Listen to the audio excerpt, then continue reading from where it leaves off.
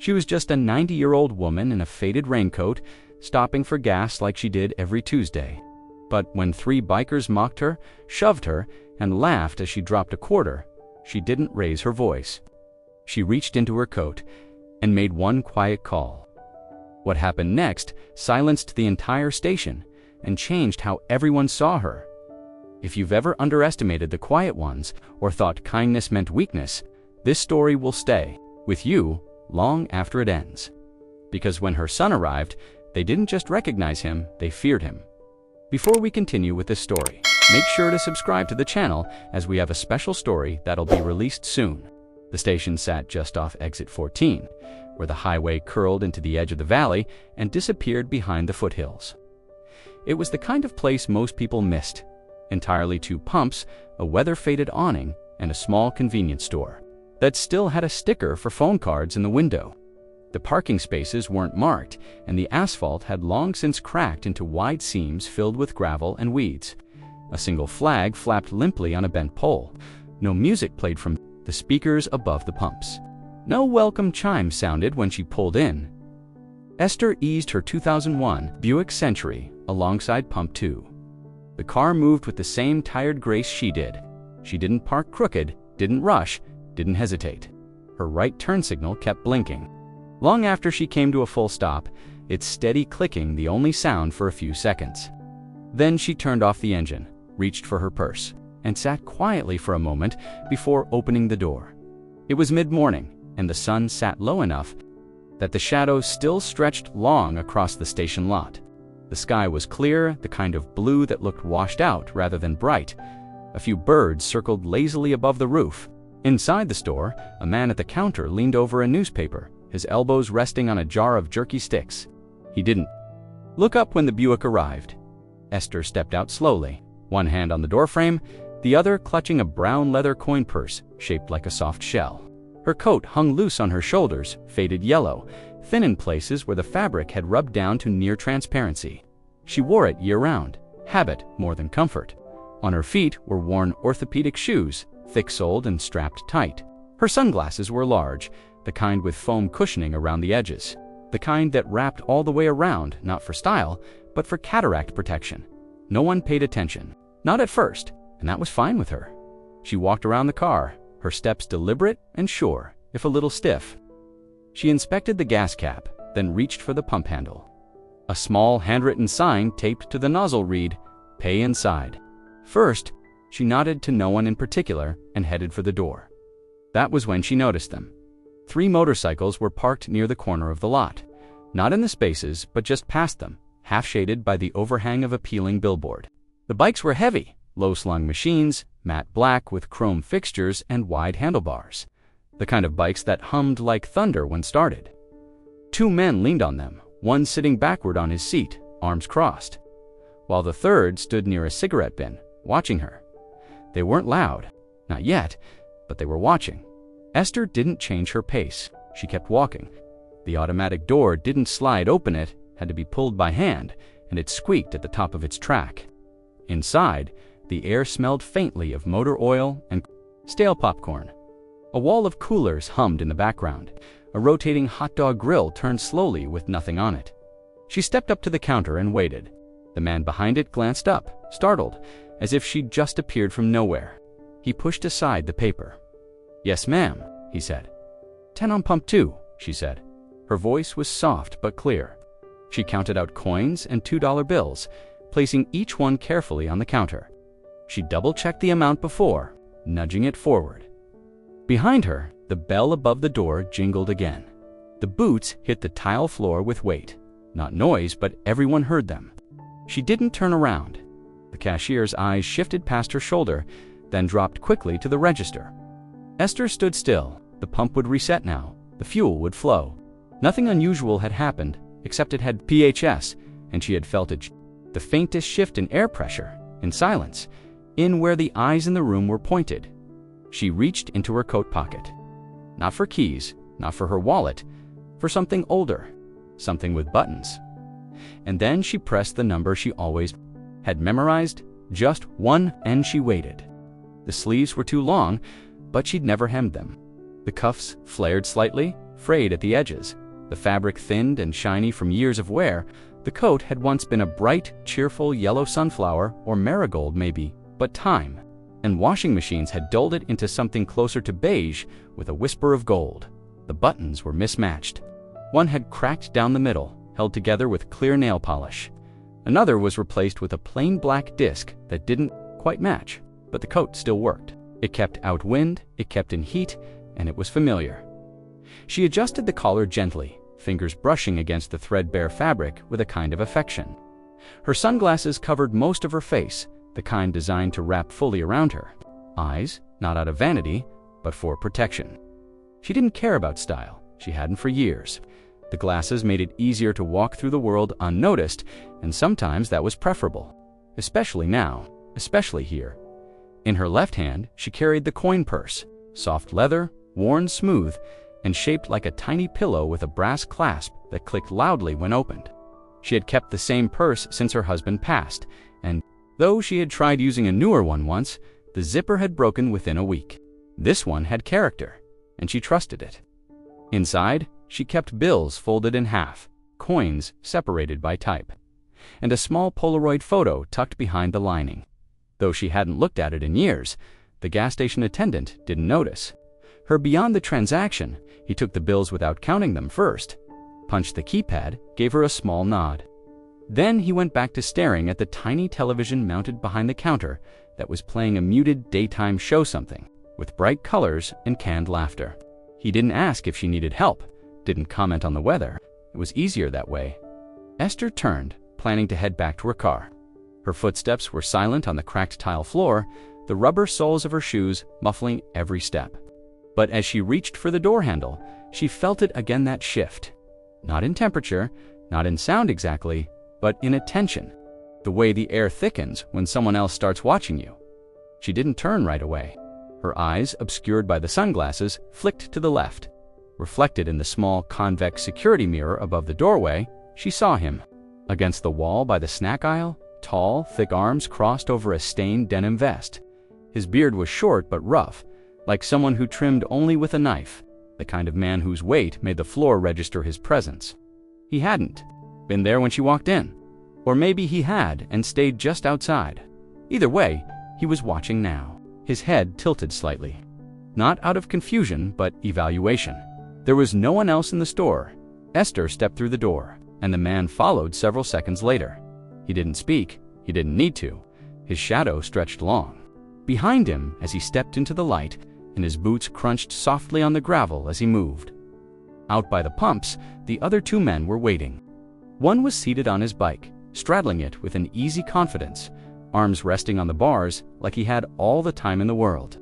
The third stood near the vending machines, pretending to examine the selection while glancing occasionally toward the pumps.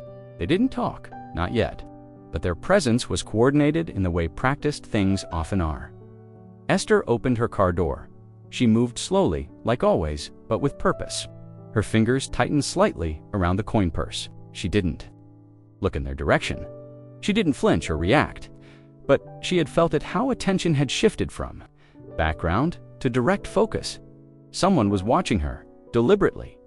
And not everyone in that parking lot meant well. They were parked near Pump 6, just beyond the main awning, where the cracked asphalt began to give way to gravel and cigarette butts.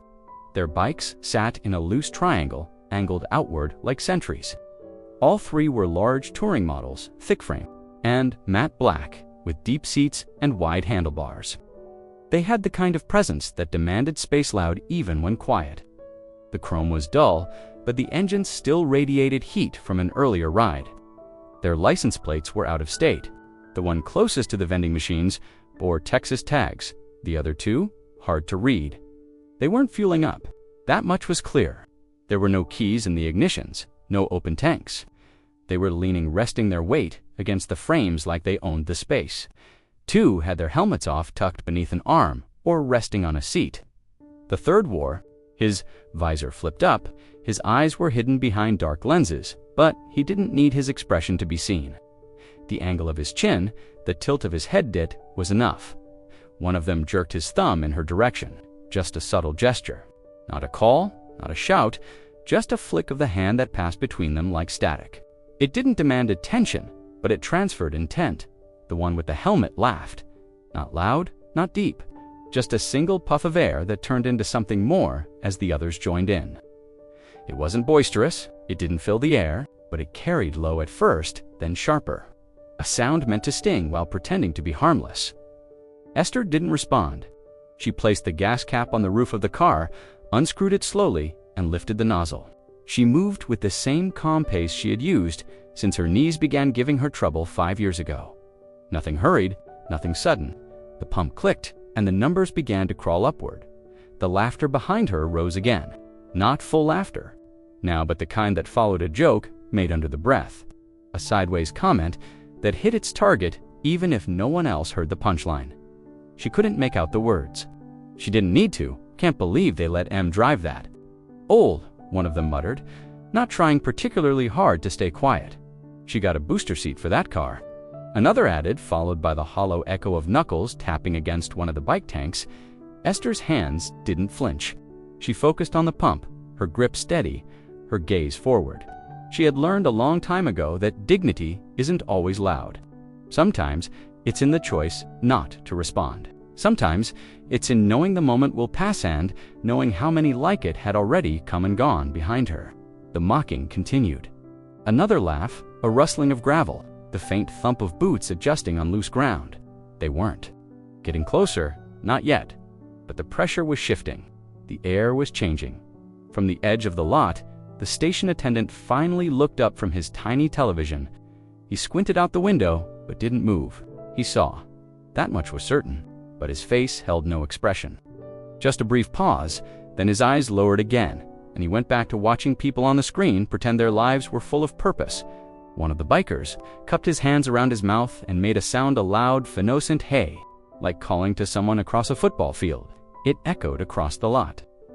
Esther didn't turn. The pump clicked off. The tank was full. She hung the nozzle back with quiet precision, turned the cap until it clicked, and reached for the receipt button. Another laugh behind her, short, cruel, her.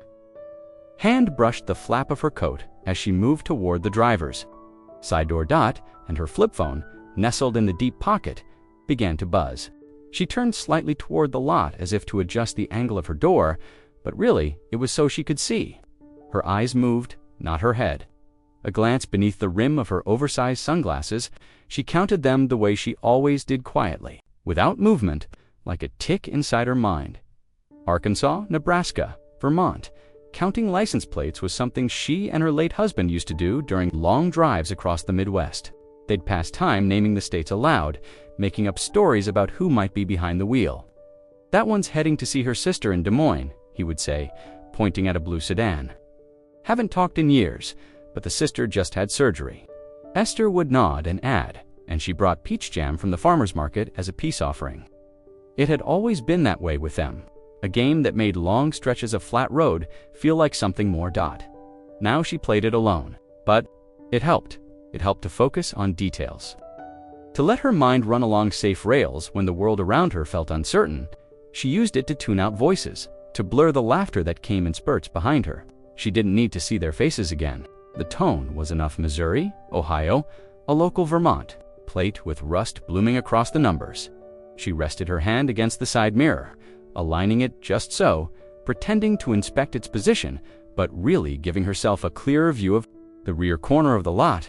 One of the bikers was crouched near the vending machine now, fiddling with a button that clearly didn't work. He looked back once, just to see if she was watching. She wasn't, not directly. She spotted a plate from Maine. The pine tree logo was partly obscured by dirt. She liked that one. It reminded her of a summer she'd spent in Bar Harbor when she was 17, before the war. Before the language, before time began to fold in on itself like pages in a used book. Counting helped. Every plate gave her something that wasn't this moment, something that wasn't the scrape of boots or the muttered commentary behind her. It gave her a rhythm, a thread of normalcy that stretched backward to when things were slower, kinder, predictable. Florida, Wisconsin, Colorado. She made it to 8 before the game became harder to hold on to. The voices behind her had shifted tone again. Lower now, less performative. They were discussing something not her directly, maybe, but about her. She could feel it in the timing. In the silence between comments, the one with the helmet had taken it off now. She caught the glint of chrome in the mirror. His face was mostly in shadow, but his mouth moved in short bursts, lips tight, controlled. The others nodded. The kind of nods men gave when no one wanted to say what they were all thinking out loud. 9.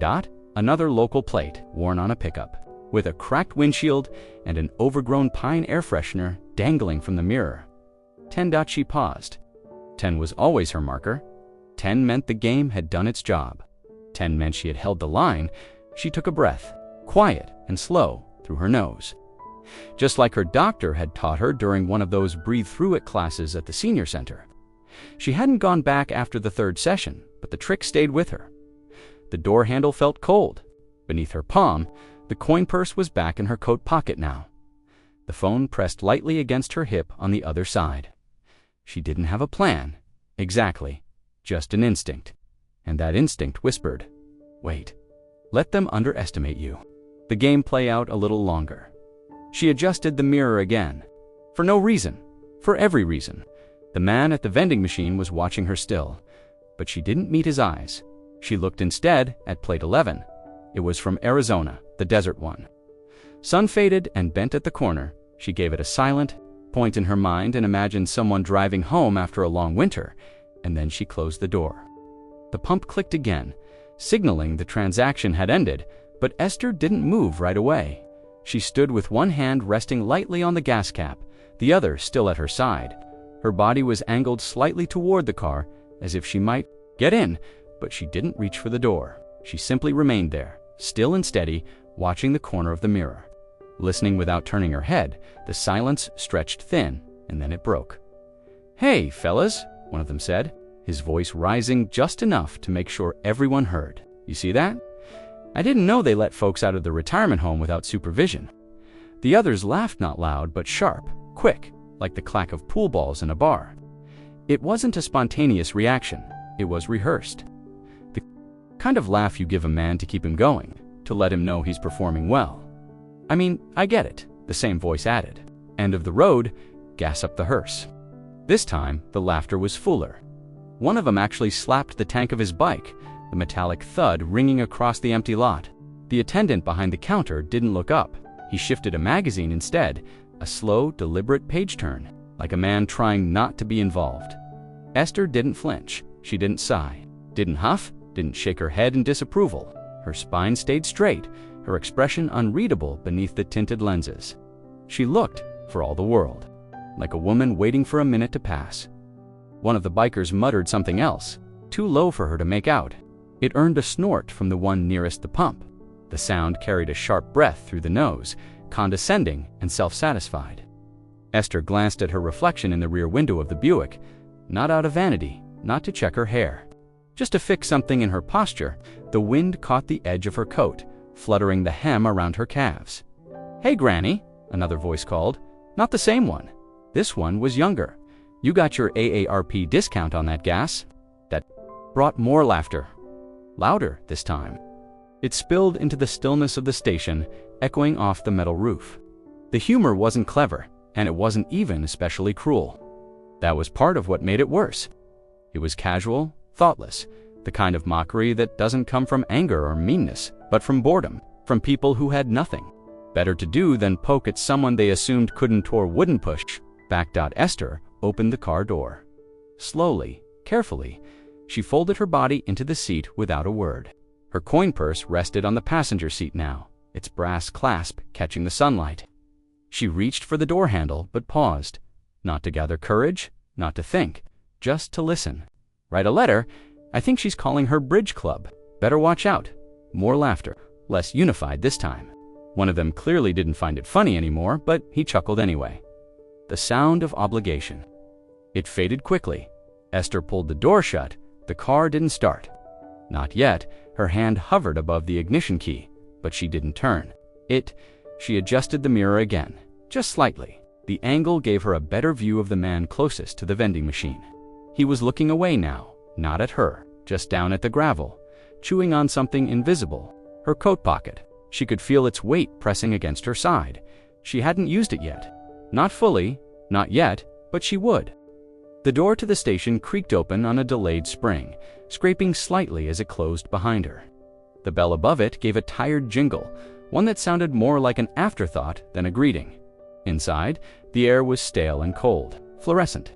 Lights buzzed above, one of them flickering near the back, where the chip racks sagged from years of uneven loading. A narrow counter stretched across the front, cluttered with scratch-off tickets, a faded plastic tray for coins, and a jar of toothpicks, labeled 25. That hadn't been touched in years. Esther stepped up to the register without pause. Her movements were calm, her pace deliberate. Her shoes made no sound on the thin linoleum floor. She stood with her coin purse in both hands, thumbs pressing softly against the worn leather as she waited for the young man behind the counter to notice her. He did. He just didn't look up. He kept his gaze lowered, focused on the small television. Wedged into the corner behind the counter, a cooking show played with the volume muted, and steam rose from a pot someone on screen was stirring with practiced precision. The cashier tapped his fingers absently on the formica surface, a rhythm that didn't match anything except maybe his disinterest. Esther waited. Finally, he glanced at her, not at her face, not her eyes, but somewhere around her shoulder. Pump. Number, he asked, already reaching for the register keys. 2, she said. Her voice was even almost polite. It didn't ask for kindness, just acknowledgement. Amount $10. He nodded, typed it in, and held out a hand without looking. Esther opened her purse slowly, thumbed through folded bills and stacked quarters. She laid out the exact change, $1 bill at a time, and 2 quarters in the tray. She didn't rush. She never rushed. The man took the money without comment, dropped the coins into the drawer, and hit the button. The screen reset, and somewhere outside, the pump clicked to life. She turned to go, and that's when she heard them. The door opened again, hard enough to set the bell jingling with more force than it had for her. The spring creaked, the air shifted, and the boots hit the floor in a way that didn't blend with the soft noises of the station. 2 pairs. Heavy soles, one a half second behind the other. Esther didn't need to look to know who it was. She felt the air behind her change, the way the air always does when someone steps too close without saying anything. There was a pause a bytand, then the slow, deliberate rhythm of steps across the linoleum. The cashier looked up this time. His eyes flicked over her shoulder and then quickly down again. He reached for the small stack of receipts, pretending to sort them, though none had printed recently. His shoulders stiffened slightly, not out of concern, out of discomfort. One of the men behind her let out a low whistle. Not loud, not dramatic, just a note, drawn out. Like a private thought made public, Esther didn't turn. She stepped to the side instead, toward the snack aisle, as if looking for something. A magazine, a mint, a small bottle of water, anything that might keep her inside a little longer. Her hand hovered over a rack of lighters, and she pretended to read the label on a pack of gum. Behind her, the men spoke quietly. One laughed. It wasn't the kind of laughter meant for amusement. It was the kind that filled the space where silence would have been to telling. They weren't buying anything. They weren't browsing. They were just there. The cashier didn't look at them, not once. He kept his head down, rearranging a display of energy drinks that didn't need rearranging. Esther moved toward the door again. Her hand slipped inside her coat pocket. She pressed her thumb against the edge of her phone, feeling for the familiar bumps of the number pad, and then she waited. Not to leave, just long enough to see who followed. She took a step back, toward the counter, pretending to study a small shelf of novelty keychains that hung beside the register. Most of them were dusty, their plastic faded by sunlight that no longer reached the window. Names in bold letters on miniature license plates. Cody, Amber, Steve, none for Esther. There never were. Still, she looked at them because it gave her a reason to be still, a reason not to leave just yet. Behind her, the boots moved again, not in rhythm. One stepped right, the other lingered behind. She could hear the weight of them, the slow shifting of someone waiting, watching. The bell above the door had long since stilled, but the silence in the station was louder now than it had been when it rang. The cashier said nothing. He pretended to tally something in a small spiral notebook, pen scratching slowly, deliberately, without purpose. Then it happened, just as she turned slightly to make her way toward the exit. The man closest to her took a single step forward, too close to fast, and his shoulder struck hers. Not hard, not violent, but enough. Enough to unbalance her. Enough to make it look like nothing. While still being something, she stumbled. Her foot caught on the edge of a display box. One hand flew out to catch herself, finding the wire rack of breath mints and disposable batteries. It clattered lightly. Her body didn't foul, she wouldn't let it, but her center shifted just enough to pull something inside her loose. The kind of moment where your age is suddenly not a number, but a weight you feel in your joints. The man didn't apologize. He didn't even look at her. He exhaled through his nose in something that might have been a laugh, or not. His friend behind him muttered something under his breath, and both of them moved a half-step past her, as though she were a fixture they had brushed against on their way to more important things. Esther straightened slowly. Her hand stayed on the rack a moment longer than necessary, not because she needed the support, but because her hands were shaking. She kept them low, kept her fingers curled, but she could feel it. The tremble that came not from fear, not even from rage, but from the aftershock of impact. Her body's quiet acknowledgement that something unwelcome had passed through its space. She didn't speak. Not to them, not to anyone. The man who'd bumped her pretended to inspect the shelf of sunglasses hanging from a spinner. His fingers trailed over the plastic arms of a neon green pair. He didn't pick anything up. The other one adjusted his vest, glanced briefly at the television, then at the cashier, who still hadn't lifted his head. Esther turned away. Not hurriedly. She refused to give them that. Her movements were deliberate, even in the trembling. She made her way to the refrigerated section, pretending to search for a bottle of water she wouldn't buy, just to walk, just to breathe. Left hand, still hidden in her coat pocket, closed around the phone. She could hear the boots again, not moving, not approaching, just there, filling the space, holding it. Like a wall someone had built around her without permission. She took a deep breath through her nose and blinked behind the large frames of her sunglasses. A single thought passed through her mind, as steady as the sound of her heartbeat in her ears. Not here, not now, but soon. She was at the cooler door now, reaching for the smallest bottle of water on the bottom shelf. It wasn't thirst that made her choose it. It was something to hold. Something cold in the hand steadied the nerves. She gripped the plastic, turned, and made her way back toward the counter with careful steps. Each one calculated to avoid the edge of a mat or the loose tile near the candy bars at the register. The biker who had bumped her had taken up space again, not buying anything, just standing there, arms folded, one hand tapping against the lip of the counter. A presence more than a customer, Esther kept her gaze forward. Her coin purse was already in her hand. She set the water down gently and opened. The clasp with a soft click. Inside, the coins shifted against one another, familiar and organized. Worn edges lined up in the same little pouches she'd stitched in herself years ago. She reached for a quarter with fingers steadier than before, but not perfectly so.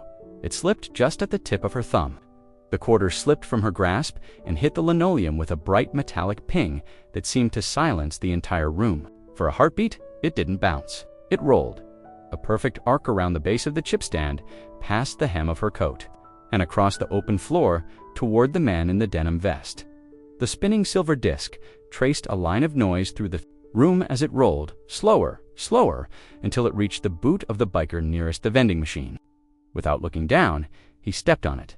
Not harshly, not enough to crush it, but enough to end its movement. The sound stopped. He looked up, straight at her. Esther didn't move. She hadn't taken a step since the quarter had left her hand. The cashier looked at the scene with wide, uncertain eyes, then shifted them quickly back down again. His fingers tapped at the buttons of the register, though no sale had been entered yet. It was a movement that said, "I'm not here," louder than any words. The biker tilted his head slightly, as if to say, "Well, aren't you going to come get it?" But she didn't. She stood her ground, hands still resting on the counter, the purse hanging open, its inner lining sagging slightly with the weight of the other coins. She could have bent to retrieve it, could have said something, laughed it off, a small comment about age or clumsiness, something to diffuse the tension. She didn't, he didn't either. He just shifted his weight slightly, the edge of his boot, pressing harder on the coin, flattening it into the tile like it belonged to him now. A long, tense moment passed. Esther closed the clasp of her purse and slid it back into her coat pocket. She nodded once to the cashier. "Just the water," she said. Her voice was quiet, controlled. He rang it up quickly, bagged it without asking, and handed her the thin plastic sack without looking her in the eye. She turned. The man's foot was still planted over the coin. The others leaned in now, not speaking, but very much watching. They didn't laugh. Not this time. Not yet. Esther didn't try to step around him. She didn't ask for the quarterback. She didn't even glance down. She walked past him with the same measured dignity she used for everything. Else, let them keep the coin. She had something else in her pocket, and someone on the other end of the line was about to answer. The door hadn't even closed behind her when the voice rang out, louder than it needed to be, sharp and dressed in mock concern. "You need help, Grandma." The tone wasn't kind. It wasn't even curious. It was performative, like someone tossing a match just to see what might catch.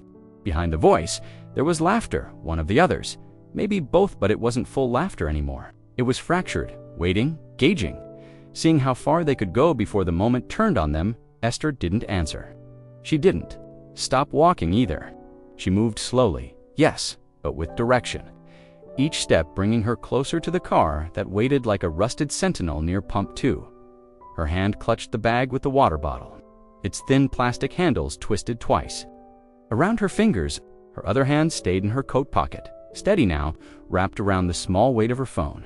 She heard the shuffle of boots behind her 2 steps, maybe 3, not chasing, not closing the distance, just moving, occupying space, letting her know they could if they wanted to. "You sure you don't want someone to carry that for you?" the voice called again. "Wouldn't want you to pull something." It wasn't the words that hurt. It was the way they were delivered. Dripping, with the condescension of someone who believed kindness was weakness and cruelty was just another way to be entertained. The tone was layered, wrapped in the fake politeness people use when they want to wound and still claim innocence. She reached the car, placed the bag on the hood, and opened the driver's side door. It creaked just slightly, a tired hinge shifting. Under its own age, the vinyl seat squeaked as she lowered herself into it, her coat bunching behind her back. She didn't close the door. Not yet. Not while they were still watching. Not while the moment hadn't passed. "Hey," the voice came again. "Closer now. You all right? Closer." Mocking concern, feigned empathy, each word dipped in syrup. And still sharp enough to draw blood, Esther reached slowly into her coat and pulled out the flip phone. The plastic was worn smooth along the edges. It had a fine crack across the exterior screen, and one of the buttons stuck a little if you pressed it wrong, but it still worked. She opened it with a calm click. The men didn't speak. For a moment, there was just the whine of wind through the trees behind the lot and the hum of the pump reset clicking somewhere to her left. "You making a call, sweetheart?" one of them asked, the sarcasm now barely hiding the discomfort. Creeping into his voice, she didn't answer. She pressed one. Button, just one. The phone rang once, twice. She didn't expect him to answer right away. He never did, but she also knew he always checked the number, always called back. Always the ringing stopped. Voicemail, his voice came on, low and calm. "Leave it. I'll get back to you." She said nothing. The phone was still at her ear when the biker closest to her chuckled, stepping back half a pace. "Don't worry," he said, lifting his hands like a man surrendering in a game of pretend. "Just checking in on the elderly, public service and all." More laughter, but thinner now, less certain. She closed the phone. The sound was soft, final, and she placed it gently in the cup holder beside her seat, where it waited like a promise. They were still watching, but the tone had changed. They hadn't touched her, not really, but the sting of their words hung in the air like the smoke of a fire that hadn't yet caught. They thought she was small. They didn't know who she had just called. The door swung shut with a soft clatter as she settled back into the car. The Buick's frame groaned beneath her weight, a familiar sound, one she barely noticed anymore. She kept her eyes forward, hands resting in her lap for a moment, her breath moving evenly in and out, shallow but steady. Outside, the sun had begun to shift, casting longer shadows across the parking lot, stretching the silhouettes of the bikes until they tangled like spider legs across the oil-stained pavement. The men hadn't left. She could feel their presence without looking. That particular tension in the air when people hover too long, they weren't talking anymore. The jokes had died down. What replaced them was something quieter, more unsettled, a pause that dragged too long, a silence that wasn't peaceful. It was a waiting kind of silence. Esther didn't lift her head. She didn't look in the mirror, or craned her neck toward the passenger window. She had no desire to watch them watching her. Their voices had already told her everything she needed to know. What kind of men they were, how far they thought they could go, how amused they were by their own cruelty. Her fingers twitched once, then slid into the deep right pocket of her coat. She found the phone instantly. It was always in the same place, tucked inside the lining where she'd sewn a small notch years ago so it wouldn't rattle around. Her hand closed around it now, thumb brushing the worn edge of the hinge, the familiar groove of the central keypad. She didn't open it, not yet, but she held it. She stayed like that for several seconds, still composed, a quiet figure in an aging car. Outside, the wind picked up just slightly. It kicked a loose paper cup across the lot, sending it spinning in small, aimless circles. Somewhere, in the distance, a semi passed on the highway, its low growl vibrating faintly beneath the ground like distant thunder. The sound came and went, leaving the station in stillness again. Esther breathed in. The air inside the car was warm, touched by sunlight, but also by something heavier memory, maybe. Dust from the vent's age. She blinked once behind her sunglasses, her face unreadable beneath their tinted curve. One of the men stepped into her periphery, just a sliver of a figure in the driver's side mirror. He didn't come close, just lingered near the pump, running a gloved hand across the seat of his motorcycle, pretending to inspect something. She could feel his eyes flick toward her car, and back again, waiting to see if she would react. She didn't. Her fingers curled tighter around the phone, still silent. She had learned long ago that not all strength needs to be loud, that silence, when chosen, could hold more power than shouting ever could. And now, sitting there in the front seat of her battered Buick, with 3 grown men loitering a few yards away, she reached for that silence like a shield. She didn't speak, not when one of them smacked his hand against the vending machine in frustration. Not when another muttered, "Crazy old lady," under his breath. Not when the third started his bike just long enough to rev the engine and shut it down again. She didn't look. She didn't flinch. She held the phone. She had already made her call, and she knew exactly who would answer. The phone rested in her hand like a stone pulled from a familiar pocket-weathered, dependable, unchanging. Its plastic casing was scuffed and dull, the one silver edges now dulled to gray. A fine hairline crack crossed the front display like an old scar, the kind you stopped seeing after the first 100 glances. It wasn't sleek, it wasn't fast, but it had never failed her. She held it for a moment longer, thumb resting on the tiny hinge where the phone folded shut like a clamshell. It was warm from her body heat, comforting, almost. The weight of it reminded her of something mechanical, something real, not like the smooth, glassy rectangles the world had moved on to. This one clicked when it opened. It buzzed instead of glowing. It asked her to remember numbers instead of storing them all away like secrets. With her free hand, she reached up and adjusted the sunglasses on the bridge of her nose. A breath moved slowly through her chest. She exhaled. Then, with the softest motion, she flipped the phone open. The sound was sharp, tiny, satisfying, not loud enough to be heard outside the car, but definite. The kind of sound that marked a beginning. She glanced at the small screen, where the backlight flared to life and cast a faint greenish hue across the black digits. She didn't need to scroll, didn't need to check contacts. Her thumb moved directly to the keypad. She pressed the number 1 dot and held it. The phone's tiny speaker gave a high, fast series of tones as it connected the call.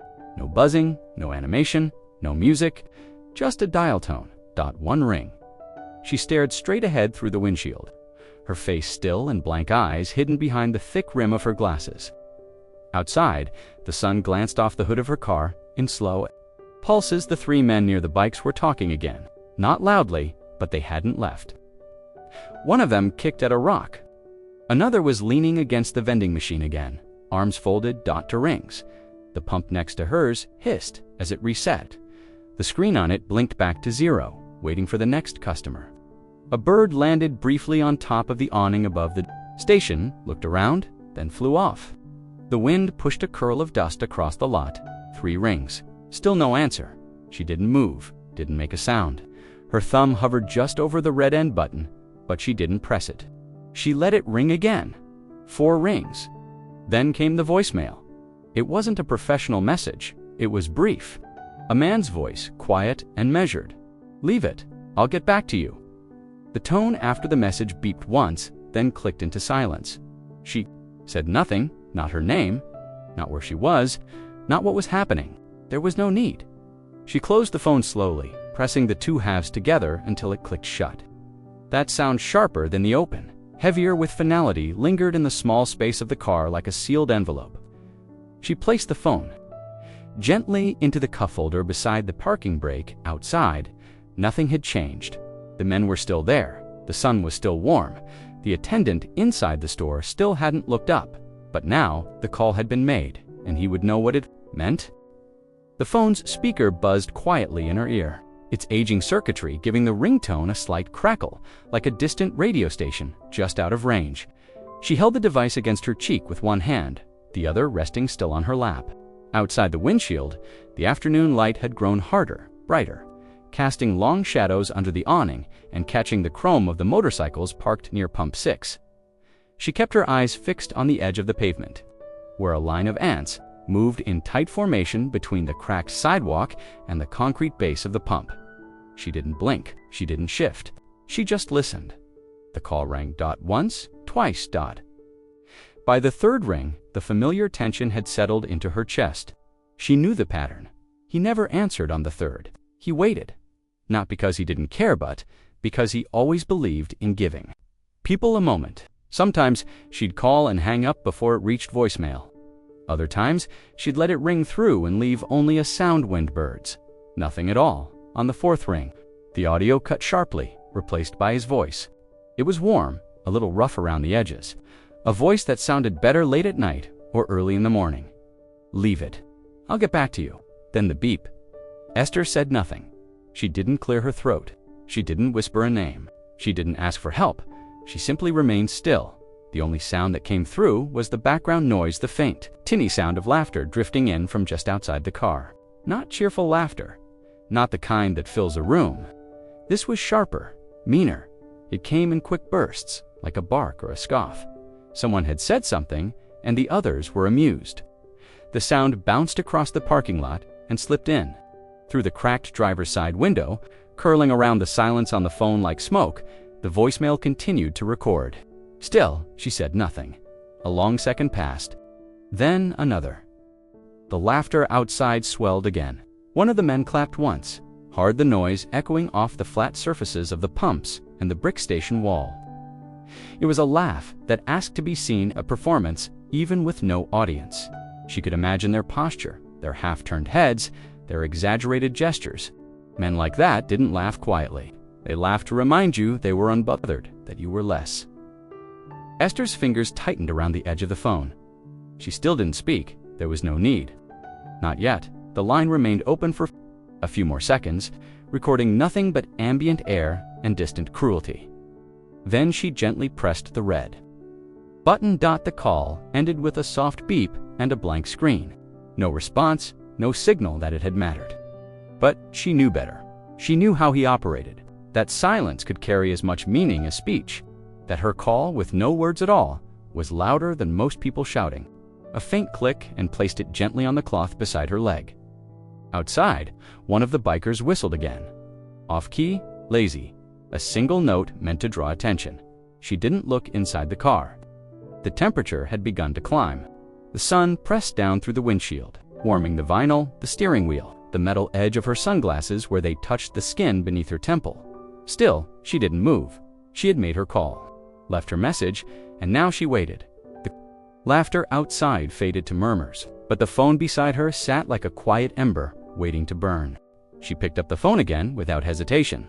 There was no pause this time, no deliberation. Her fingers moved with certainty, old muscle memory clicking into place.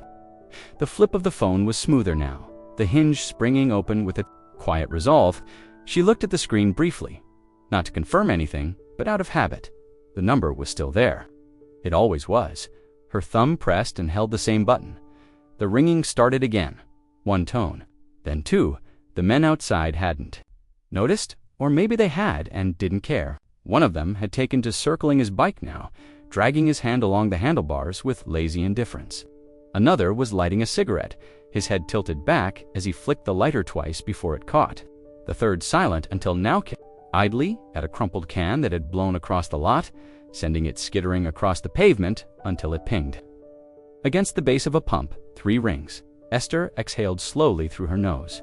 This time it wasn't nerves. It wasn't anxiety. It was patience. The kind of deep-seated patience that had gotten her through decades of things far more painful than this moment.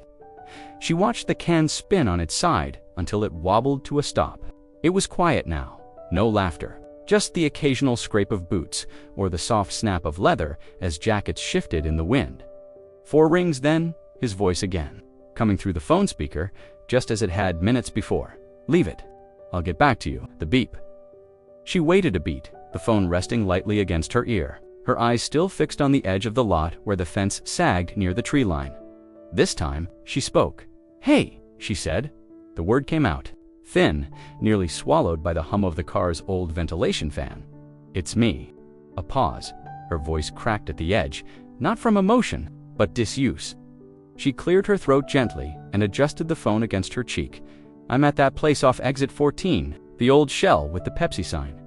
You remember the one?" She looked out across the pumps, blinking slowly. "I'm all right," she added, then quieter still, "just as you said to call." She didn't say what was happening. She didn't describe the men. She didn't explain the shove or the laughter or the coin still pinned beneath the boot of the man by the vending machine. She didn't have to. He would understand the silence between her words. He always had. "I'll wait a few minutes," she said, as if that was a suggestion instead of a certainty. Then nothing. She didn't sign off with her name. Didn't say "I love you." Didn't even whisper a goodbye. Just the click of the phone closing again. The sound of it seemed louder than before. Like punctuation in an empty room, she held it for a moment before setting it back in the cue folder. This time with more care. Her hand stayed resting on the edge of it, fingers gently draped across the casing, as if to keep it still. As if to hold a connection not yet complete. Out in the lot, one of the bikers was pacing now, making a show of checking the time, his arms lifted in exaggerated motions that suggested boredom, impatience. The one with the cigarette leaned against his bike and exhaled a long stream of smoke toward the cloudless sky. They thought she hadn't done anything. They thought she hadn't said anything, but she had. And someone was already on his way. The phone was still warm in her hand when she opened it again. Her movements were measured, no longer shaky. Her breathing had found a rhythm, anchored in something deeper than fear. She didn't glance around. The parking lot hadn't changed. Stretch of sun-soaked asphalt, same faded paint lines, same flickering fluorescent hum from the station awning above. The only thing different now was the weight of the moment. Something had shifted, but only she could feel it. She pressed the button again, the same number. There was no hesitation this time, no second guessing. The phone began to ring, the electronic tone cutting gently through the low hum of the afternoon. It wasn't a cry for help. It was something else. A tether being pulled. Taut, 1 ring. 2 beyond the windshield. The men had grown quieter, their movements less showy now, their gestures tighter. One leaned against the ice machine, arms crossed, gaze flicking toward the car every few seconds. The one with the cigarette was nearly done with it, flicking ash to the pavement with practiced indifference. The third paced slowly, arms loose, boot soles crunching on gravel. 3 rings.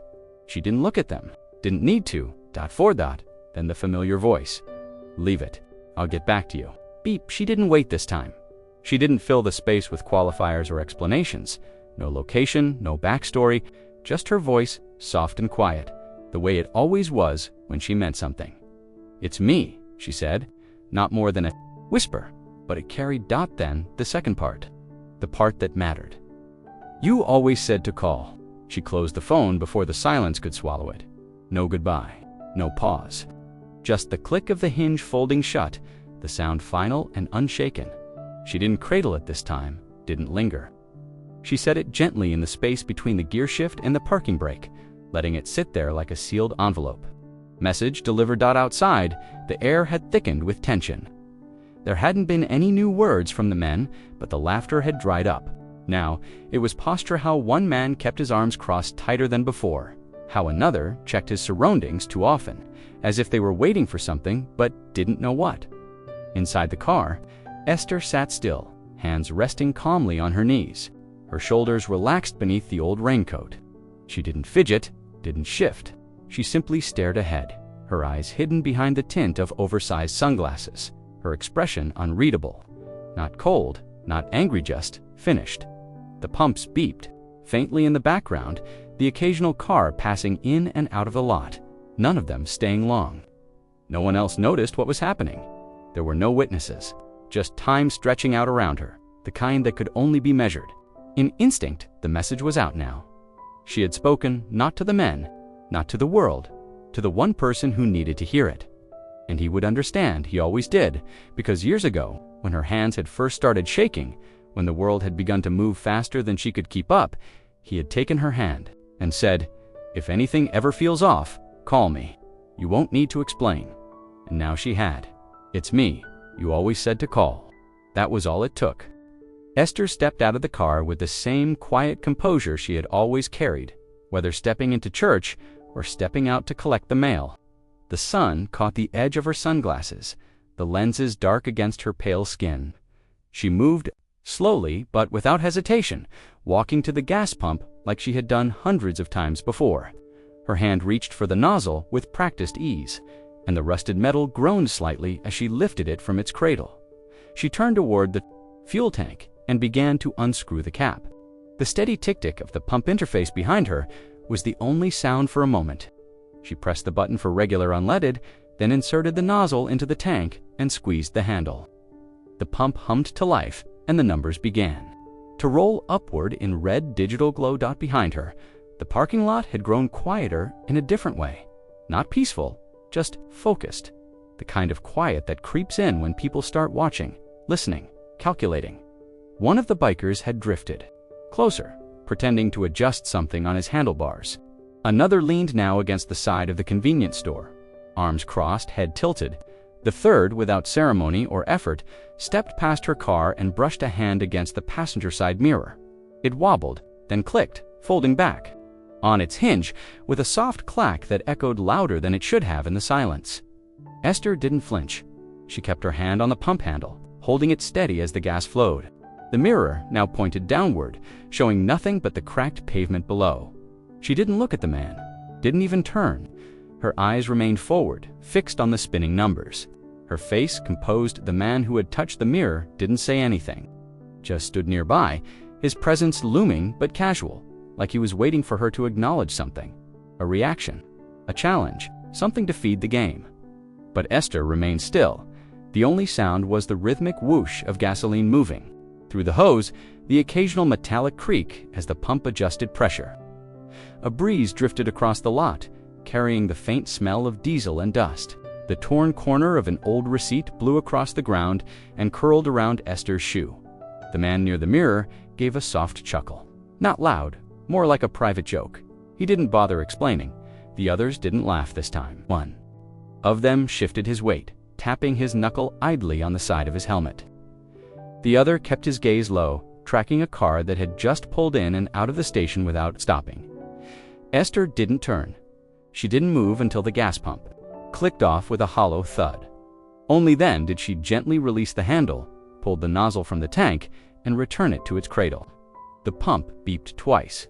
She screwed the cap back on, slow and sure, the plastic threads clicking as they sealed. She stepped back toward the driver's side door. As she reached it, she paused briefly, then calmly unfolded the side mirror, adjusting it with 2 light taps. It clicked into place, just as before. No glare, no flustered movement, just correction. She opened the door and settled into the seat without looking at any of the men still watching her. Her hand moved to the phone again, this time not to call, not to signal, just to check. A soft red light blinked. A message had been received. She didn't smile. She just placed the phone back into the cuff holder and waited. The station had fallen back into a quiet lull. The pump beside her clicked once more as it reset for the next customer, though no one approached. The 3 bikers lingered near the vending machines now, arms crossed or draped casually across the handlebars of their motorcycles. Their voices had faded into low murmurs, nothing audible, but their eyes still cut glances toward her car every few moments. Esther remained still behind the wheel, her hands folded in her lap, her back straight. She wasn't pretending not to notice them, she simply chose not to respond. Then, almost imperceptibly at first, came the sound of a new engine. It didn't growl or rumble like the 3 Harleys lined up near the curb. It didn't whine like the small sedans that had briefly pulled in and out of the lot earlier. This one had a deeper register, subtle but controlled, like the hum of something tuned for silence. Not performance, not spectacle, precision. The bikers didn't notice it at first. The engine wasn't loud enough to demand attention. It coasted off the highway exit with a low purr, almost like it was conserving its voice. But Esther noticed she shifted her head slightly, not a full turn, just enough to angle one ear toward the road. Then the sound grew clearer. Tires on. Gravel. The crunch was deliberate, a steady approach across the uneven lot. Not hurried, not slow, just ... definite. The biker closest to her was the first to pick it up. His gaze turned toward the entrance of the station, brow furrowing slightly. He straightened, standing fully now, both feet planted, no longer playing casual. The second followed his line of sight. The third, still leaning against the vending machine, lifted his chin just a touch as the vehicle came into view. It was a black truck, not oversized, not new. Matte finish, dull under the sunlight, the kind of truck that blended into rural roads without comment, but now it stood out, simply because of how quietly it had arrived. No radio playing, no window rolled down, just one man behind the wheel. He pulled in slowly, passing the row of pumps without stopping, angling toward the far side of the lot where the pavement met a narrow patch of gravel that backed against the tree line. The truck idled there, a good 20 yards from the store entrance, close enough to see everything, far enough to need no permission. The bikers were quiet now. Their voices had stopped entirely. The one closest to Esther shifted his weight from one foot to the other, looking toward the truck, then toward the car she sat in. His expression wasn't confused. It was calculating, trying to read something without a reference. Esther didn't move. She didn't look in the truck's direction, didn't check her phone, didn't adjust her mirror. She simply kept her eyes forward, watching the cracked cement in front of her bumper. The faded white line that marked the end of her parking space. The engine idled a moment longer, then stopped. No. Door opened. No one stepped out. The silence that followed wasn't heavy, but it was undeniable. The kind of silence that makes people shift in their jackets, glance at their phones, reconsider what they're doing. The kind that didn't announce anything but said enough. Something had changed, not loudly, but purposefully. The black pickup rolled forward with the kind of control that felt deliberate, as though each tire knew exactly where it was meant to land. The dust it stirred was fine and dry, catching the sunlight for a brief moment before settling back down. In a soft haze, the truck made no unnecessary movement, no sudden acceleration or brake. It simply coasted to a quiet stop in the open space near the edge of the lot, just beyond the reach of the awning, but close enough to see everything. Were no stickers on the back window, no vanity plate, no mud splatters or bumper dents that told stories of wear, just a solid matte black surface that didn't reflect much light and didn't seem to want to. The kind of vehicle that carried no opinion about itself and asked for none in return. The engine cut off, leaving a stillness in its place that seemed louder than any rev. It wasn't the sound of something ending, it was the sound of something waiting. None of the bikers spoke. They had shifted slightly in posture, barely noticeable to anyone not paying attention, but their balance had changed. The one who had knocked Esther's side mirror earlier now stood upright with both boots square on the ground. His helmet still hung loosely from the handlebars, forgotten. The second, the one with the cigarette now burned to the filter, let it drop and stepped on it, more firmly than necessary. The third stayed leaning, but his eyes had narrowed behind his sunglasses. Still, no one moved toward the truck. The driver's side door remained closed. No window rolled down. The windshield was tinted just enough that it was difficult to see. Inside clearly, but not so dark that you could claim the cab was empty. You could tell someone was in there. A silhouette behind the wheel. Still waiting, Esther sat motionless in her car, her eyes fixed straight ahead. She hadn't looked toward the truck since it pulled in, not once, but her breathing was slow, and even. The phone in the cue folder hadn't lit up again, and she hadn't reached for it. Her hands rested gently on the wheel, fingers relaxed, as if she were simply taking a moment before pulling away. As if none of this were out of the ordinary, another car pulled into the station briefly, a beige sedan. It rolled past the far pumps, circled once as if looking for something, and then exited without stopping. The driver hadn't noticed anything, but the three men did. They looked again toward the black pickup, still nothing. The door didn't open, no music played, no gestures were made. It just sat there, and yet something about the truck changed the shape of the air in that lot, like the temperature had dropped a few degrees without anyone quite realizing why. The kind of presence that didn't need to explain itself. It wasn't there to intimidate. It didn't announce any threat, but it altered the math. The man closest to Esther finally stepped back a pace, not out of fear, at least not that he'd admit, but with the instinct of someone recalculating. The pacing stopped. The showmanship faded. Even the lazy leaning against the vending machine had turned rigid, less theatrical now. Inside the black pickup, the driver remained unseen, unmoving, but the message had been received. He was here, and that was enough. The door of the black pickup opened with a low, deliberate creak, not rushed or forced, just firm, like something long decided. The sound cut across the lot and landed like punctuation.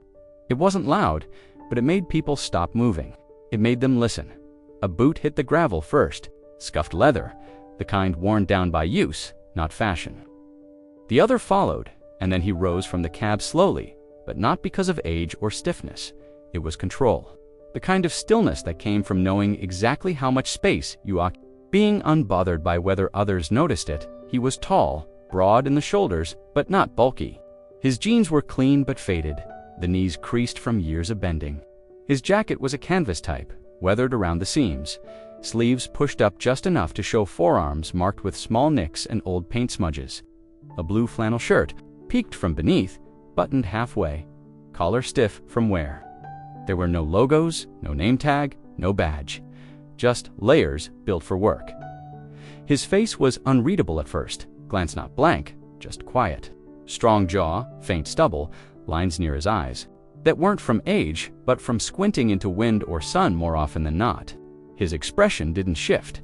Not when he looked around the lot, not when his eyes found the three men standing near Pump 6, not even when he finally turned toward the silver sedan parked by Pump 4 toward the woman sitting behind the wheel. He didn't say anything. He didn't raise a hand or call out. He just closed the truck door behind him, the latch catching with a quiet snap, and started walking. Not fast, but straight dot across the cracked pavement, between loose patches of oil stain and scattered receipts. His boots moved with the rhythm of someone who had nothing to prove. Each step was measured, not heavy, but each one landed with intention. He wasn't flinching, wasn't posturing, just moving towards something he already understood. The three bikers shifted. The one nearest Esther stepped slightly aside, glancing toward his friends as if waiting for a cue. None came. The second adjusted his footing, hand drifting to his belt loop and then falling away. The third, still by the vending machine, unfolded his arms but didn't move. The man didn't look at them. His focus never left the car. He passed Pump 5, then Pump 4. His eyes met Esther's through the windshield for just a moment. She didn't wave, didn't open the door. She didn't have to. His steps slowed as he reached the driver's side. He paused there, just beside her door. Not blocking it, not leaning in, just standing near enough that his presence became a kind of shield. Quiet still. He looked toward the pumps again, not directly at the men, just over the lot. Watching, and then he did something simple. He took off his cap, ran one hand over the back of his head, slow and thoughtful. The kind of gesture a man makes when he's surveying something not for threat, but for shape. Then he settled the cap back onto his head. Still, no words. He stepped back slightly, letting his gaze pass over the station again, and leaned a hip gently against the car. Not defensive, not aggressive, just ... rooted.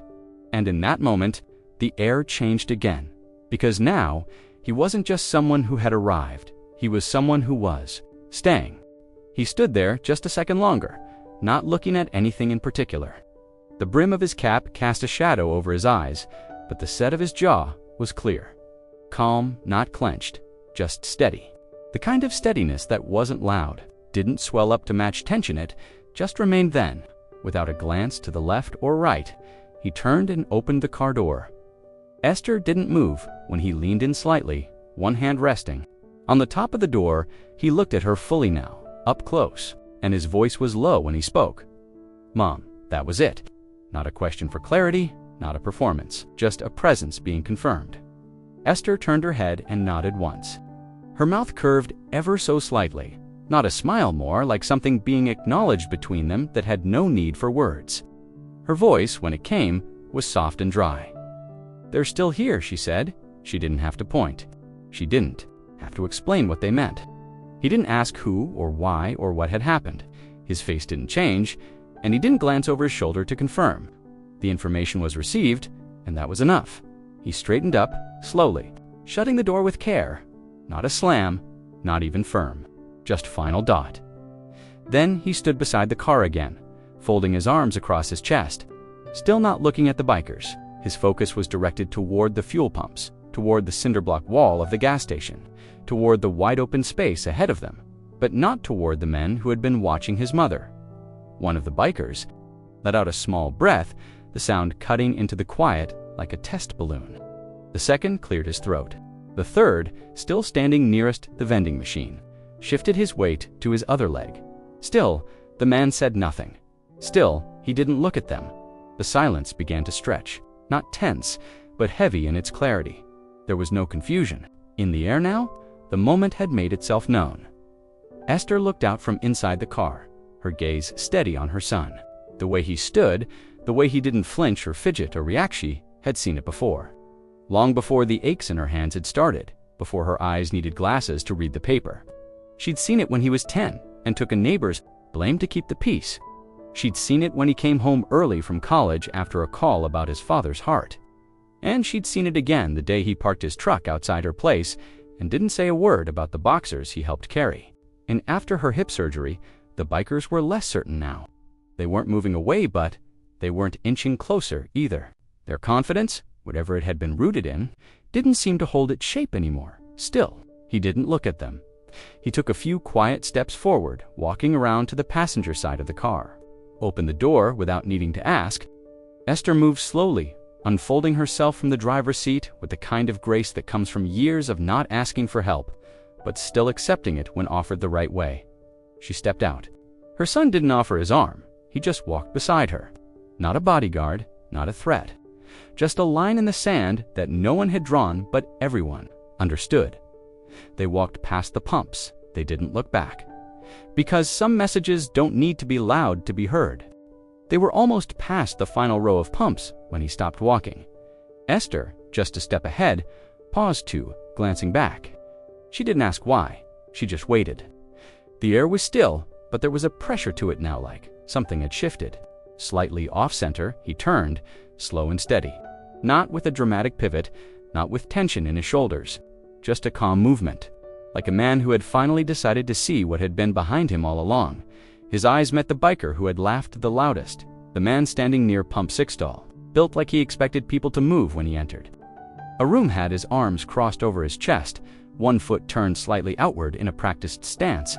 His jaw was set, but he wasn't grinning now. He had sunglasses on, but they didn't hide much. You could tell in the way his mouth held its shape that the amusement was gone. Esther's son didn't speak. He didn't narrow his eyes or square his shoulders. He didn't walk toward. The biker didn't nod, didn't raise his voice. He just looked at him. And that was enough. Because there's a difference between a man who's trying to prove something and a man who already knows where he stands. The first one puffs out his chest, calls names, makes noise. The second just waits and watches and lets other people decide how far they want to go. In that look, there was no threat, but there was certainty, the kind that didn't need backup or explanation. It said, "I saw what you did. I understand exactly who you are, and I'm not going to forget it." There was no revenge behind it, no warning, just quiet, undeniable. Consequence. The biker shifted just slightly. His chin lifted a hair too high, his body still trying to keep its shape. but something behind his eyes flickered something like doubt or the smallest trace of shame. The other two were still beside him, but neither stepped forward. One looked away. The other rubbed the back of his neck and muttered something too quiet to catch. Esther stood beside her son now, not leaning, not hiding behind him, just there, present. As if that look had balanced the ground beneath her again, and maybe it had, because what had started as three loud men trying to shrink a woman for sport now felt different. Now the silence was theirs to carry. Now it was their moment to decide what kind of men they wanted to be. Once someone actually looked them in the eye. Her son turned back, said nothing. They continued walking. The gravel crunched beneath their feet. As they crossed to the black pickup, he opened her door, helped her in not because she needed it, but because respect has nothing to do with need. Then he walked around the front, pausing for a moment as he slid behind the wheel. Behind them, no one spoke, no engines revved, no one whistled or laughed or made another sarcastic remark, and in that silence, Esther looked out through the windshield. Her hand rested lightly on her lap. She didn't speak either. She didn't need to. The kind of peace that settles in after being seen truly. Seen isn't noisy. The truck pulled away, slow and even, dust curling in their wake. Back at the station, the three men stood where they had been. But the moment had passed, and they weren't the same anymore. The sound of the truck's engine faded slowly down the road, replaced by the hum of insects and the faint rustle of dry leaves moving in the breeze. But the air hadn't returned to normal, not yet. Not for the three men still standing by pump 6.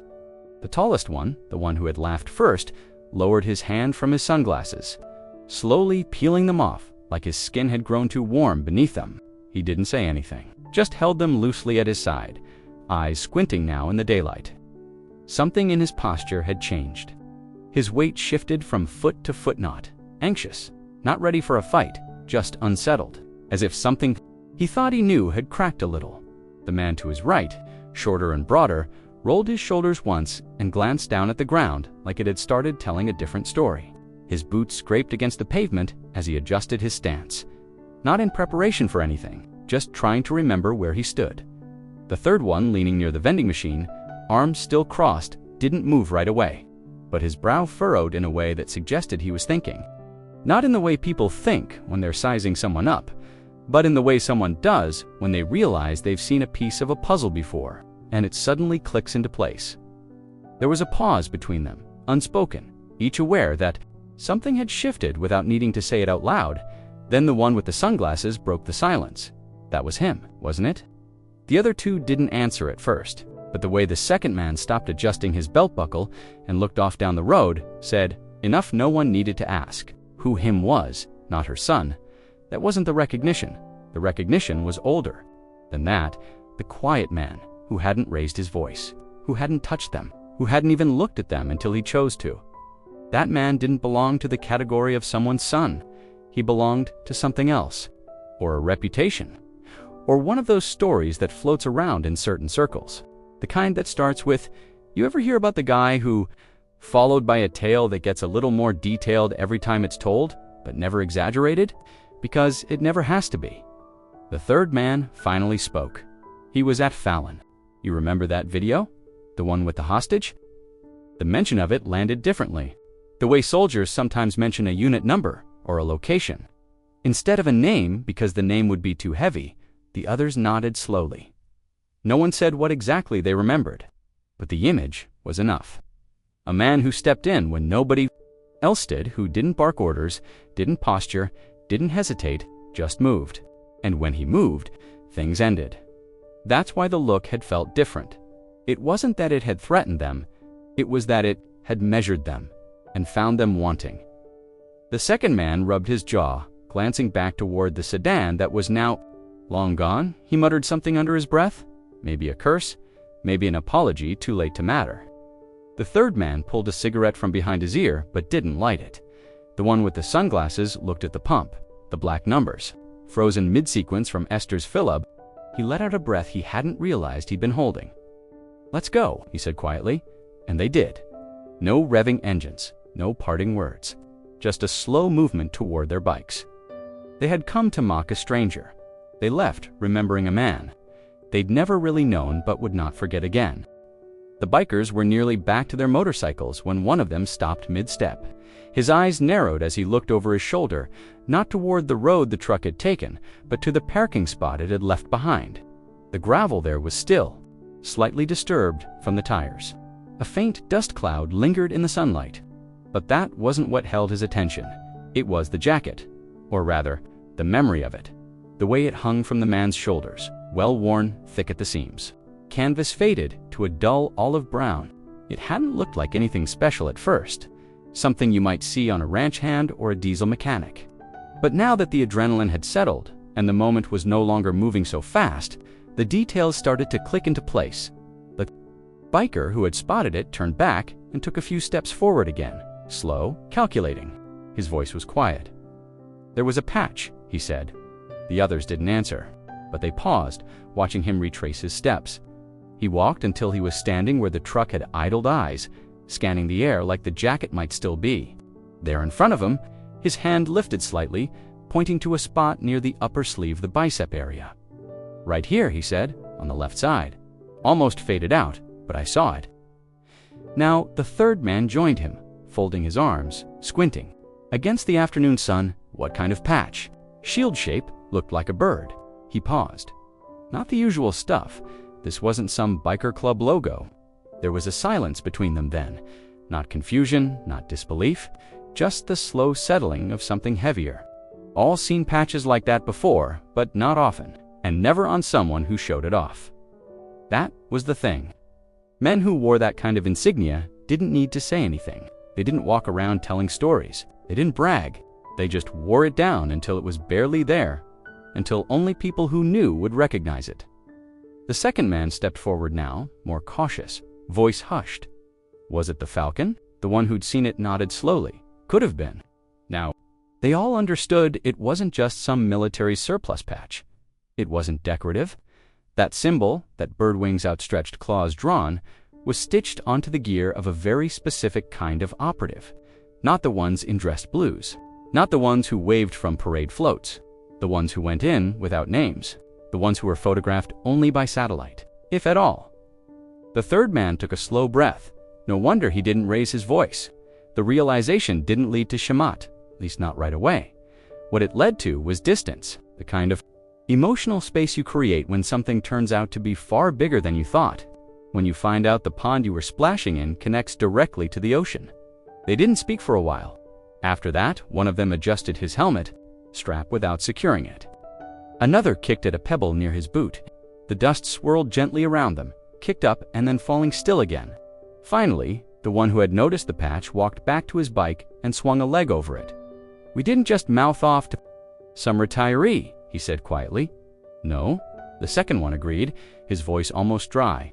"We mouthed off to the reason some men don't come back." The engine started a few moments later, but not loud this time.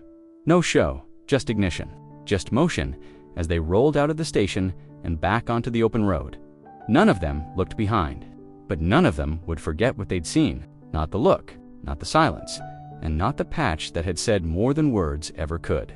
The quarter was still there, the smallest thing in the entire parking lot, but the one object that hadn't moved. It sat under the dull, scuffed toe of a heavy biker boot, pressed slightly into the dusty pavement as if it had been forgotten. But it hadn't been forgotten. Esther remembered, and so did he. After the truck had pulled away, after the silence had stretched and fractured the afternoon, he had walked back. Not far, just 10, maybe 12 steps. Calm, no rush. Boots quiet on. The pavement, hands at his sides. The biker who'd stepped on the coin didn't flinch this time. Just stood still, unsure what would come next. Esther's son didn't make eye contact. Not yet. His eyes were on the ground, scanning until he saw the silver edge peeking out from under the boot. He didn't say a word, just stopped and looked. Down the biker moved his foot without being asked. Not abruptly, not nervously, just moved. The way someone does when they know the weight they've been putting on something doesn't belong to them anymore. The coin was a little dirty now, slightly scraped from the pressure, but it hadn't rolled far. It rested flat, face up. Washington staring at the sky, a thin line of dust curling at the rim. He bent down slowly and picked it up with 2 fingers. He didn't brush it off, didn't examine it. He just straightened again, turned, and walked the few short steps back to her. She was already watching, still standing beside the passenger door. Her hands were folded neatly in front of her, the coat sleeves buttoned too. Her wrists, the sunglasses were still on, but she didn't need to lift them for him to know she'd seen everything. When he stopped in front of her, he held out his hand, open palm, the coin resting there. "You want the quarter?" he asked softly. There was no sarcasm in his tone, no mockery, no anger, just an offer, not a gesture of reclaiming dignity because hers had never left, but a kind of restoration nonetheless, as if something as small and overlooked as a coin deserved its place in her hands again. Esther didn't answer right away. She looked at the quarter, then up at him. He wasn't urging her, wasn't insisting, just waiting. Finally, she reached out. Her hand was slower than it used to be, fingers not as quick to close, but they closed. They took the coin gently, folding. Over it, like tucking in a memory, she nodded once. That was all. He nodded back. Behind them, the bikers were no longer watching. Or if they were, it didn't matter. The weight of their attention had lifted. Their presence had shrunk from the edges of the scene, retreating into irrelevance. The parking lot belonged to someone else now. Someone quieter, someone older. She slipped the quarter into the little coin purse she carried. The snap of it closing was faint but clean. Her son stepped aside, opened the passenger door for her once more. She moved carefully, the way someone does when they've earned the right to take their time. One hand on the edge of the door, the other still holding the purse with the coin inside. She settled into the seat. He closed the door gently, then circled back to the driver's side. Without a word, no glances, no nods to the men behind him. He had picked up what mattered, and that was enough. The overhead lights buzzed faintly, barely audible until the rest of the noise dropped away, the kind of silence that isn't empty, but full crowded with everything that had just been said. Everything that hadn't, and everything no one dared to say now. The air seemed thicker, not with heat or smoke, but with the absence of the laughter that had filled the station only. Minutes before, it wasn't just the bikers who had gone quiet. The cashier behind the counter, a young man with tired eyes and a worn lanyard, had been half watching the drama unfold for the past several minutes.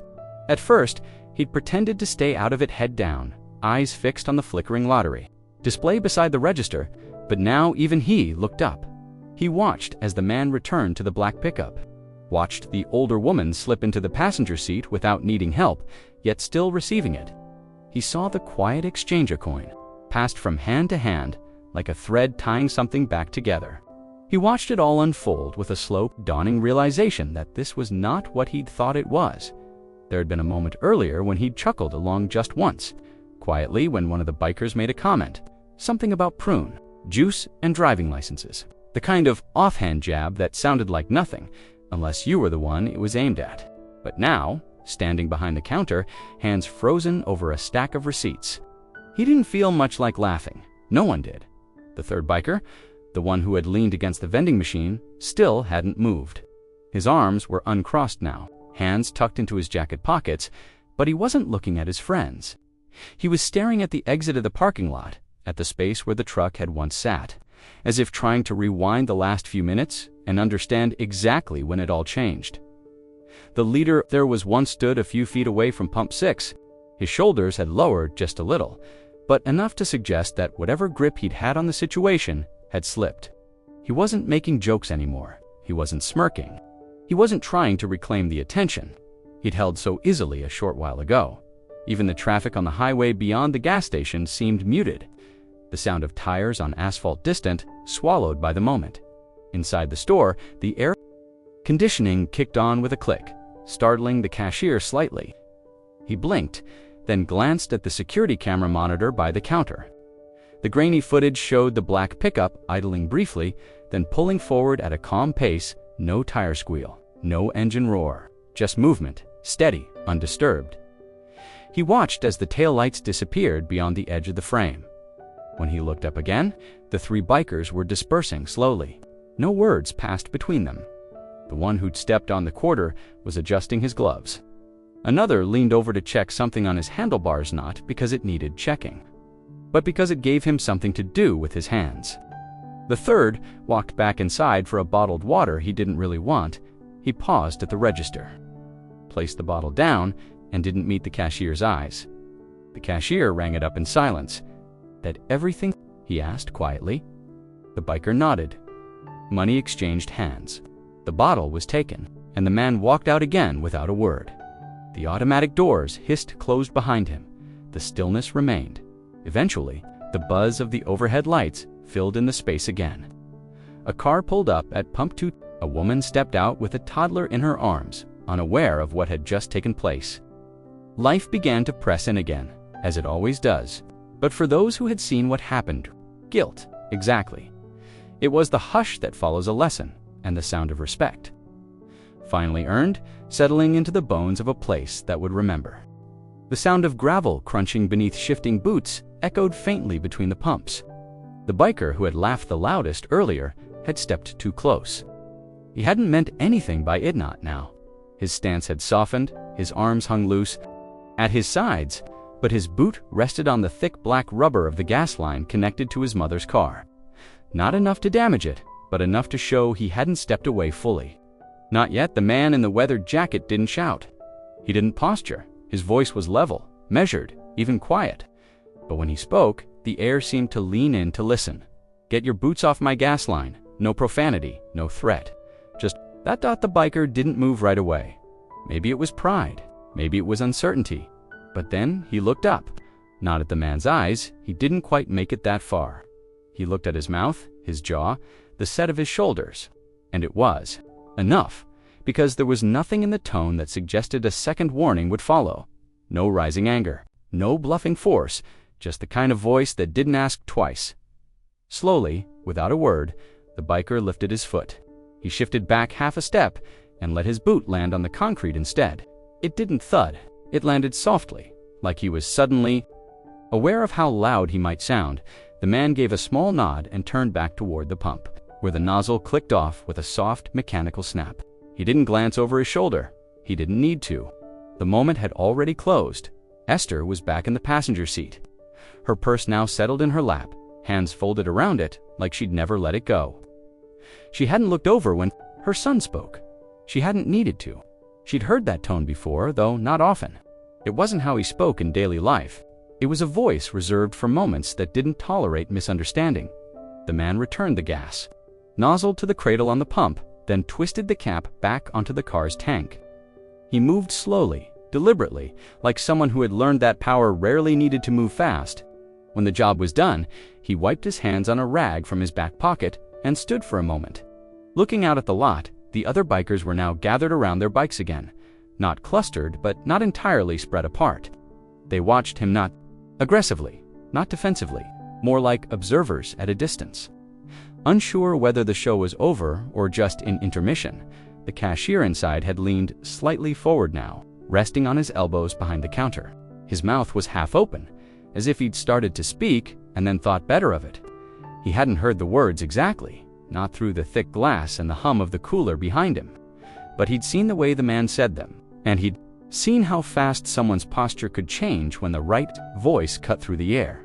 The biker who'd moved his foot stood quietly by his motorcycle now, helmet in hand, gloved fingers tapping once, then still. He wasn't embarrassed, but he was aware. Aware of the moment he'd nearly made worse, aware of the space he'd no longer occupied. The man walked around the front of the sedan, opened the driver's side door, and got in without another word. No glares, no final message, just the quiet slam of the door, sealing it all off. The car pulled out slowly, wheels turning over the faded white line of the exit. The black pickup followed behind, just far enough back to let the road stretch between them, but never out of sight. Him back by Pump 6. No one said a word, not because they were afraid, but because silence was the only thing that fit. One of them shifted first, just a slight tilt of weight from one leg to the other. Then a hand ran through tangled hair. Not a dramatic gesture, more like something to do with fingers that suddenly felt too visible. The air still carried the scent of gasoline and dust, but something in the temperature had dropped. It wasn't colder exactly, just more aware, more honest.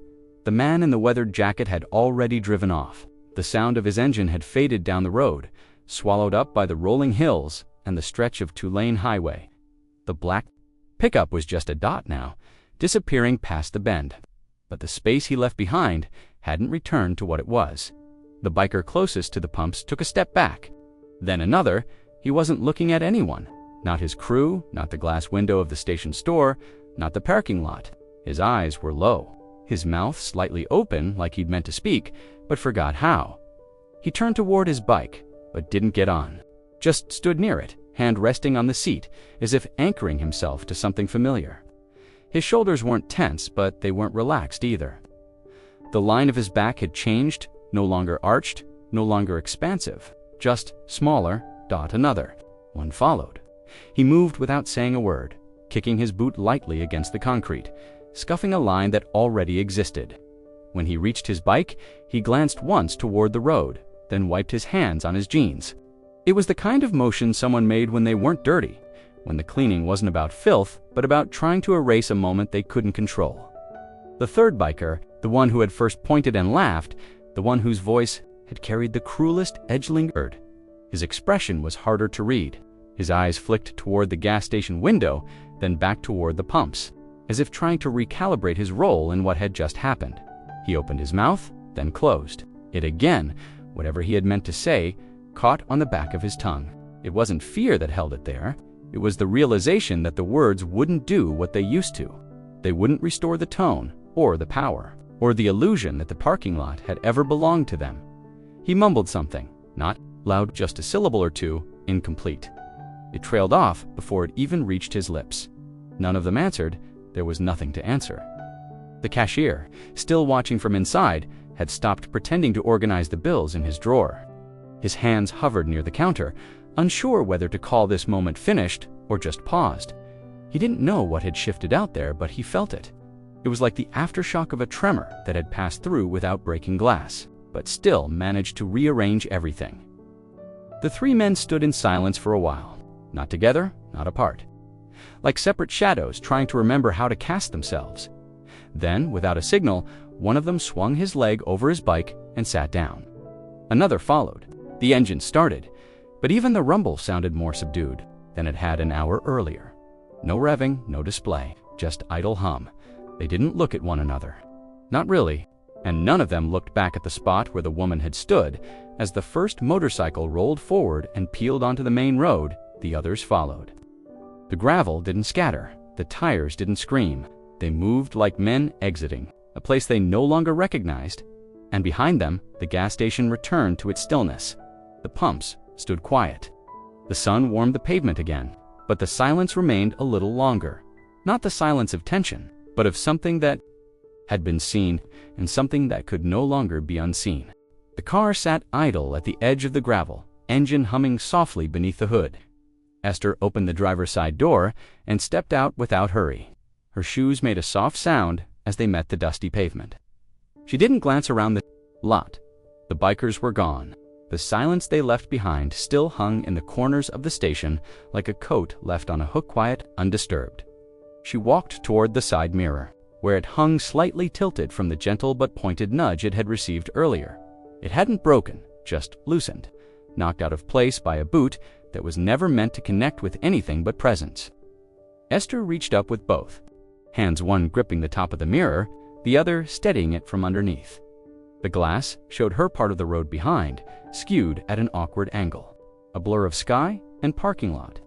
She twisted it gently, not forcing, not overcorrecting, just enough to realign what had been shifted.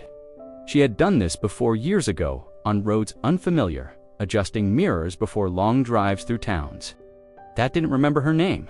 She did it the same way now, quietly, precisely. Dot with her thumb, she brushed a smudge on the glass. It left a streak, so she pulled her sleeve down and used the edge of her cuff to wipe it clean. Slow circles, careful pressure. The way people clean things when they aren't just wiping away dirt, but wiping away what lingers after something goes wrong. The mirror gleamed again, not bright, but clear. It reflected the edges of the gas pump, the empty lot behind her, and just beyond that the store window, where the cashier still stood frozen in the echo of what had passed. Esther took a breath and let it go slowly. Not in relief, not in exhaustion, just steady release. Her shoulders dropped slightly, not sagging, just settling. She walked back around the front of the car. Her fingers skimmed the hood, pausing briefly on the emblem familiar, worn from weather. She reached the driver's side door again and paused, hand resting on the handle. A breeze passed through the station lot, just enough to tug at the corner of her raincoat. It flapped lightly against her leg, that same old coat she'd owned. For years, she tugged it tighter, smoothing the front and pressing the snap buttons down with firm, practiced movements. Each snap made a soft, metallic click. She adjusted her sunglasses on the bridge of her nose. One of the arms sat crooked from years of being tossed into handbags and glove compartments. She didn't try to fix it. She simply tilted her head slightly, so they'd rest the way she liked. From inside the car, a muffled buzz came from the flip phone on the passenger seat. Just one ring, then silence. She didn't reach for it. Not yet. Esther opened the door again and slipped into the seat. She moved slowly, but not because she was unsure, just deliberate. Everything she did had weight now, not from effort, but from choice. She closed the door gently behind her. The sound was soft but final. The car's interior was warm, sun-soaked.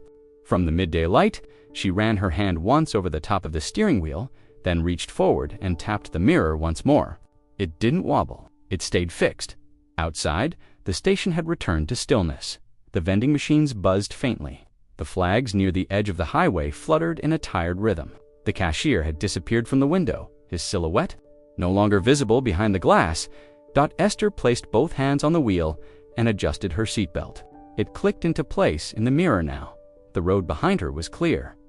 She shifted into gear and pulled away from pump 6 like any other customer might come, slow and unnoticed, as if nothing had happened. But the mirror was clean, and it was pointed exactly where it needed to be. The black pickup reappeared in her side mirror before she heard it. Not loud, never loud but present. Dust kicked lightly around its tires as it rolled to a stop beside her.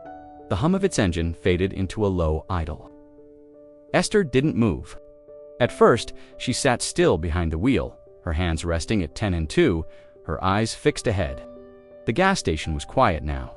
The road beyond stretched long and flat, and the sun hovered low, painting the concrete in soft gold. Side window of the truck eased down with a slow mechanical sound.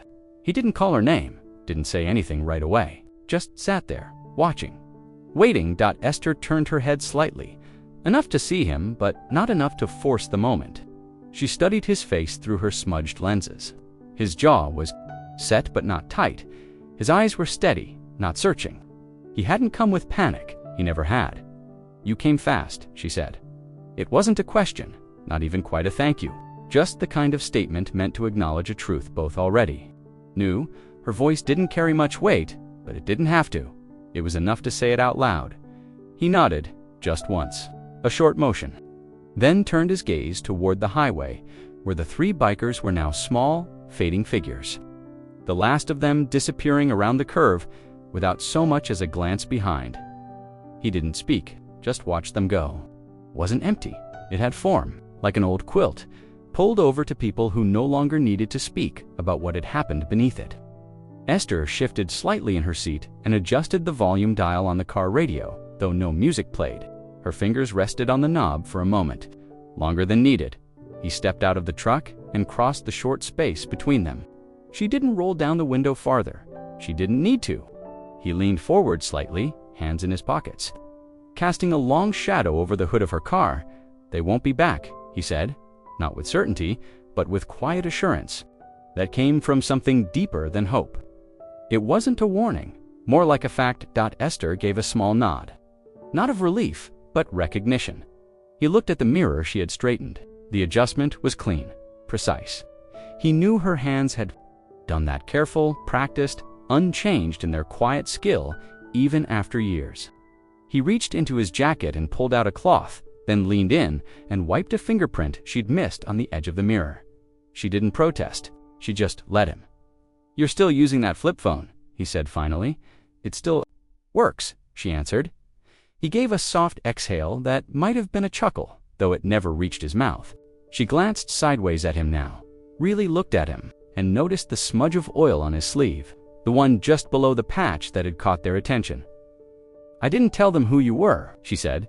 "You didn't have to. It was true." He took a step back, rested one hand lightly on the roof of her car, not holding on, just connecting. She looked down at the quarter now, resting in the cue folder. It was scuffed but unbent. She picked it up, turned it over once in her palm, and then tucked it quietly into the side pocket of her purse. The moment felt done, not over, but complete.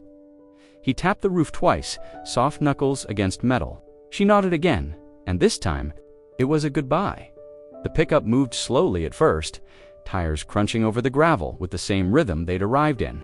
Esther waited until it turned onto the main road, until its taillights dipped out of view, and then reached forward to shift into gear. The sun had dropped lower, and the sky had taken on the quiet blue of early evening. She pulled away from the pump with no hurry, merging onto the road where his truck had just been, and though neither of them said it, something between them had been answered. She called, he came, that was all. The door gave its usual tired creak as Esther stepped back into the gas station's small convenience store. The fluorescent lights buzzed faintly overhead, one of them flickering just enough to make the ceiling seem alive. The scent inside was a mixture of burnt coffee, oversalted snacks, and the faint chemical temps of window cleaner, the same as always. She walked with slow, deliberate steps toward the counter, her purse tucked close beneath her arm. The bell above the door had jingled when she entered, but the cashier hadn't looked up immediately. He stood behind the register, hands resting on the edge of the counter, gaze fixed on the far wall, like he was still trying to understand something that had already passed. When he finally looked at her, his expression had changed. No longer bored, no longer indifferent. Something softer lingered in his eyes now. Not pity, Esther would have hated that. More like respect, or maybe regret. Like he wished he had noticed her earlier. Or done something when he did. He didn't ask for her pump number, didn't ask if she needed a bag. He just reached beneath the counter, tore the thin strip of thermal paper from the register's printer, and folded it once before placing it gently on the counter. "She comes here every Tuesday," he said. His voice wasn't loud, but it was clear. It wasn't said to anyone in particular, just a fact spoken into the air. Meant to settle between them, Esther looked at the folded receipt for a moment, then picked it up and slid it into her purse without unfolding it. She nodded once, slow and subtle, then turned slightly to glance over her shoulder. Through the window, the parking lot was calm again. The sky was a pale, hazy blue, streaked with the orange of a setting sun. Her car sat at the far pump, the black pickup long gone. The cashier rubbed a hand over his chin and cleared his throat, like he had more to say, but wasn't sure how. Esther didn't prompt him. She didn't ask for more. That wasn't her way. But after a second, he added, "Didn't know he was your son." Esther didn't smile, but the corner of her mouth tugged slightly, not quite upward, more inward. She closed her purse slowly, careful with the zipper, then returned her gaze to the young man behind the counter. "He's always been nearby," she said simply. The cashier nodded, letting the words settle. No questions followed. There was a stillness between them now, but it wasn't awkward, just quiet. The kind of quiet that didn't need filling. Esther stepped back from the counter and turned toward the door. Her shoes made soft contact with the linoleum as she moved. Before pushing the door open, she paused. One hand resting on the frame, she turned her head. "Just enough to see him again. I'll see you next Tuesday." The cashier blinked, then smiled for the first time since she'd arrived. It wasn't wide, just a small, genuine flicker of something unspoken. "Yes, ma'am," he said. "I'll be here." Esther pushed the door open. The bell jingled above her as she stepped into the fading light. The sun had shifted low enough to cast her long shadow across the gas station lot. The breeze had picked up, brushing gently at the hem of her coat. She walked toward her car slowly, the receipt still tucked inside her purse, untouched. The lot was empty now, just as it had been when she first arrived. Only it wasn't the same. Something had settled in the air. Something quiet and steady. She reached her car and opened the door with the same practiced hand. Slipping behind the wheel, she placed her purse on the passenger seat, adjusted her sunglasses, and started the engine. The car purred to life. Esther took one last look at the gas station in her rearview mirror before easing out onto the road. Same station. Same routine. But this Tuesday, something had shifted, and no one had to say it for it to be known. The tires hummed steadily beneath her as the car moved down the two-lane highway, the last of the evening sun glinting off the side mirrors. The air inside the car was still, not silent, exactly just full of the low, familiar sounds of the road. The turn signal clicked twice before she gently eased into the left lane, passing a pickup with a rusted fender. She didn't glance at the other driver. She didn't need to. The road ahead stretched long and uncomplicated, just as it always had. She gripped the wheel at the same positions she always used, firm, but not tense. Her posture hadn't changed.